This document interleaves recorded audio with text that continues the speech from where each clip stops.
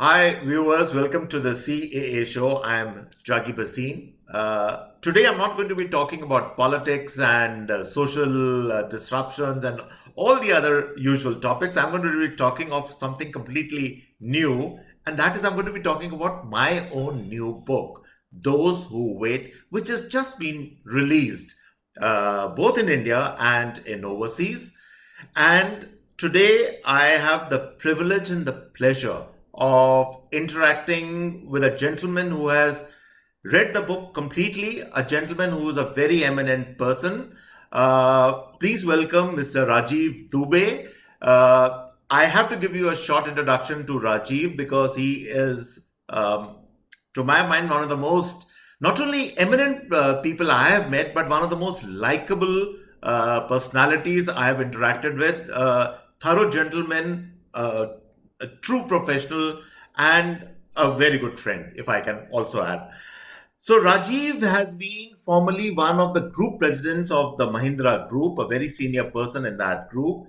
He's currently the chairman of Mahindra First Choice Wheels Limited, and he's also, and this is, it's his amazing repertoire which he has. He's also the member of the governing body of the International Labour Organization in Geneva. So we can't have a better and a more eminent person to discuss our books. Welcome, Rajiv, to my CA show and to talk about my book. Thank you so much, Juggi, for your very kind introduction. Most important is I'm your friend and a fellow traveler. Yes. And thank you so much for giving me this book to read, Juggi. As you know, I've read all your books and I'm a big fan of yours. But this one was truly unputdownable. I took it with me to Geneva. I saved it. I took it with me to Geneva, and even though I had a very hectic schedule, I used to get up at 5:30 in the morning because I had to be in the United Nations by 8 a.m. And I used to come back late, 9:30, 10, 10:30. But I finished your book in maybe 5 or 6 readings. And I was very sad when the book ended. So that's all I want to say. I really, really, really liked your book. Thank you so much, Rajiv. Thank you so much. Such fulsome praise. I am. And before our viewers think that this is like something which we have stages or whatever, I want you to please give a critical analysis of the book. Things which you probably liked in the book, but also which you did not particularly like. This is really for the benefit of our viewers. Do tell us a little bit more about the book. How did it connect with you? Or there are parts which you felt disturbed about also. Yeah. Okay. Jaggi, so first, let me say that I connected heavily with the book because you have talked about incidents and you've talked about sort of fictional characters. But many of these incidents and many of these characters, in part, are those that I have actually interacted and lived with, through my life. So I was able to connect very, very deeply. And more importantly, what I liked about your book was that while it was at one level a narrative of fictional in inverted commas events that happened, for me, it became an inner journey. It became an exploration of my own psyche, of my own soul, of my own, life story, the decisions that I had to make, the ups, the downs, the joys, the sorrows, the betrayals. So, I started identifying myself hugely with the decisions that many characters in your book were taking. So it became a very intense self-exploration for me. And that, I think, is one of the outstanding points about your book, that not only was it an excellent narrative, an unputdownable narrative of Right. events that, took place in your book, but it also simultaneously was an exploration of the inner self, for me at least. Well, thank you, Rajiv. I really can't tell you. This also touches me because what does a writer really look for? It's not, to be honest with you, it's not even how many copies you have sold or how your book is doing in the market. But, something like what you have said, that it connected with you on an emotional level, and it made you think about your own life. That for me is the biggest reward which a writer can get. So thank you so much for that particular validation. And let me ask all to you also, if you can give our viewers a couple of instances, something which you felt was very exciting in the book, besides the emotional note which you have told us about, and also something which is depressive also, because uh, I think any work of creation, if it's a good work, I think it moves us both ways. No work of creation can be all good or all bad. There are parts of it which are both exciting, which are depressing. So, anything which you would like to share with our viewers? Yeah. What moved and depressed me was the breakdown of the life of Brigadier Lakshmikant Tripathi. Right. How he fell, because I've actually seen at very close range Okay. this kind of a political betrayal. I cannot take names, obviously, Sure. but it happened. Well, let me only say I saw it happening in the 80s. I saw it happening in the 90s, where somebody who was very close to the number one person in the country, who really supported that person, at the Right. last minute, when it came to the formation of the cabinet, was left out. I mean, I was actually sitting with that person, and that person, a very well-known person, but I cannot name him, was sitting with a red rose in his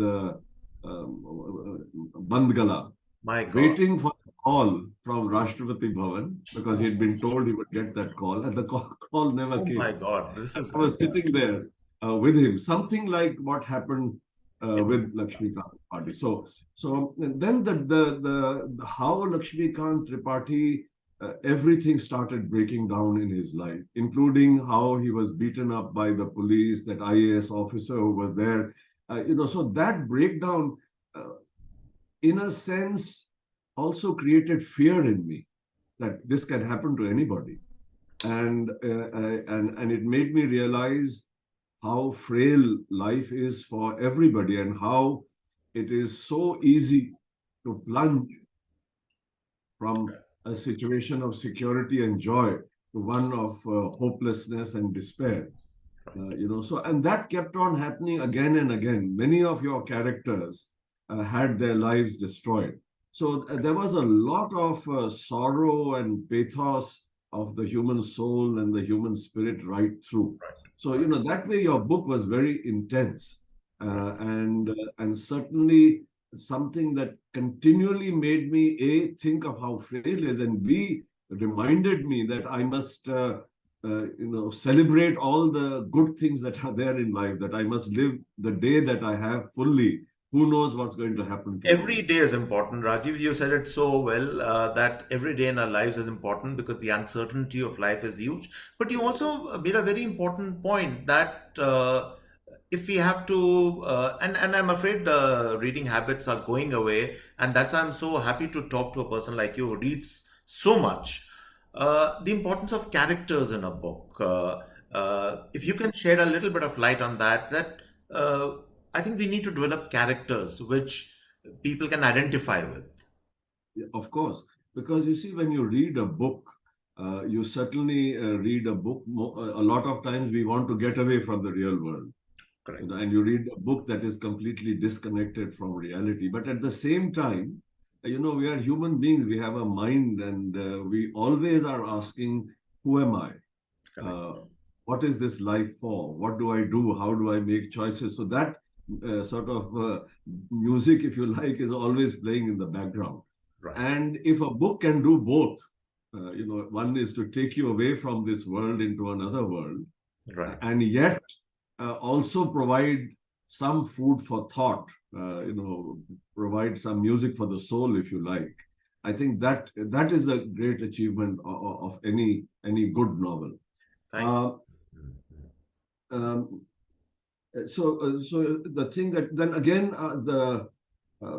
there were many characters who crumbled, but there was one character who at one stage seemed to crumble and then rose, which was your fictional prime minister. And I see in that prime minister actually a combination of several prime ministers who I have witnessed during my lifetime. I saw Jawaharlal Nehru. I mean, I saw, meaning I was a kid, Jawaharlal Nehru, when he died, I was 9 years old. But I grew up in a family that had a huge background from the freedom struggle, and they were Congresses. I mean, they were not acolytes of Nehru, but Nehru was pretty much there. Then, Lal Bahadur Shastri, then Indira Gandhi, then who came after that? After Indira Gandhi, then Rajiv Gandhi, then VP Singh. VP Singh. And now your name here also, and maybe it is to, for whatever reason, the name that the closest name it comes to your Kamar Pratap Singh is actually VP Singh. But maybe you've done that to sort of... No, I'm not even revealing who has patented, but yeah, you're right. I know. So you don't even have to make it clear that it's fictional. But the prime minister actually rose after having, been ruthless, and after having sort of, in a sense, taken a call that what he needed were people who would serve whatever purpose he had in mind, rather than those who were necessarily loyal to him. And these are choices that everybody makes, by the way. Correct. But later on, Rajiv, you have been like the CEO, you have been at the top, which is also like a prime ministerial role. So as a powerful person on the top, no, it's the same thing in a corporate sense or in the polity. You would identify with these things, that there are ups and downs in lives. Yes, absolutely. There are ups and downs. And so just sort of, I don't know, now you'll have to tell me, I lost track of what I was saying, Juggi. What was I saying just now? So you were basically saying that this man actually is a malleable. Yeah. So the fact that he showed a huge amount of moral courage. I thought when this Shonali or Samyukta, when she goes in there, I thought there was going to be a sexual relationship, but it was obviously not a sexual relationship. It was a platonic relationship, a spiritual relationship. And then the choices that the prime minister made, I thought that to me was a very sort of assuring kind of a character, that he was willing to give up his own personal reputation for the sake of the nation. And that's what one, would like in a prime minister. So that was something which was comforting. So, after all the pathos, the crumbling of characters, the breaking down of relationships, the cruelty, the killings, then you also had this one character who stood up and was willing to sacrifice his reputation for the sake of the nation. And then, of course, the fact that the Chinese oldie big incident was averted. That was good fun. I'm not, again, I don't know enough about but I know that you know. So it must be based, there must be, Tibetans fighting for crucial part of, correct. Yeah. But that was very good because, it also provided information. So it's not only a story, but I learned a lot about geographies, about things, oldie big airport. I know how critical and important that is. Right. And then, the fact that there are these Tibetans who were fighting and so on and so forth. Then, the Myanmar kind of incidents. So all of it also gave me a lot of information. And I'm presuming that you would have researched, because having read your previous books, I know that it is based on deep research. That was a good thing. Now, what is it that I did not like? Sure. Okay, so this is actually very trivial, but I think in parts, the editing could have been a little better. And I can give you all the details. Sure. There were, in some places, I found that the language could have been improved. It may well be a typo, I don't know. Sure. And in another place, where it should have said Ashoka, it says Siddhartha. So it mixes up Ashoka after the Battle of Kalinga and Gautam Buddha. So these are very trivial things. So we have to take care of that. You're right. Yeah. So I will give you all these details because I've noted down the page number and I've underlined it because I promised you that I would when I went to Geneva. Absolutely. That I would, Absolutely. And this is the honesty of a conversation, that we don't brush anything under the carpet. This is not a conversation where everything is good. But unless a writer receives genuine feedback, you can't improve on your next work. That's the thing, So yeah. Yeah. So So now, the one thing that I sort of found a little difficult was how the Prime Minister did not check the antecedents of Samyukta when she correct. came into his life. So That's right. that thing I found a little sort of stretching credibility. Right. Later on, of course, Asim did the background check, but one would have imagined that when the Prime Minister, who has been through life and was, how could he have accepted such a person coming into his or her life without having checked, or the general with whom she had done, so those were some things where It really sit well with you. yeah, my credibility, sense of credibility was a little stretched, Okay. but because the narrative was so sort of fascinating, I focused on the excitement. But since you've asked me to give you, Oh, please, that's wonderful. And I will not even contest whatever you said, because these are points which a writer has to, take note, and that's how we all improve. Rajiv, honestly speaking, that's how.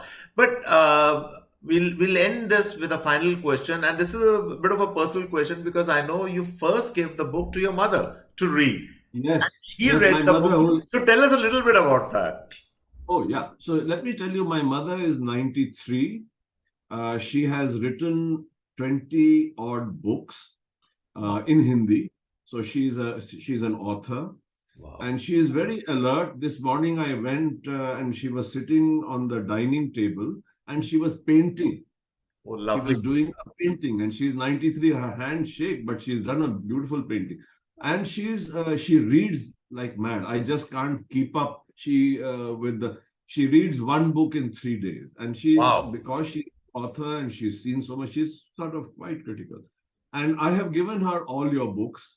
She likes your books. I gave her this one, and she said it's a very good book. I liked it, and she finished it in 2 days, by the way. Oh, too fantastic. I mean, that for me, it so much gladdens my heart to hear this, It's not even about my book, but the fact that there is so much of passion in what she believes in, which is remarkable, actually. That is really. Have you met her, Juggi? If not, when you next come to my house, I hope you do one day.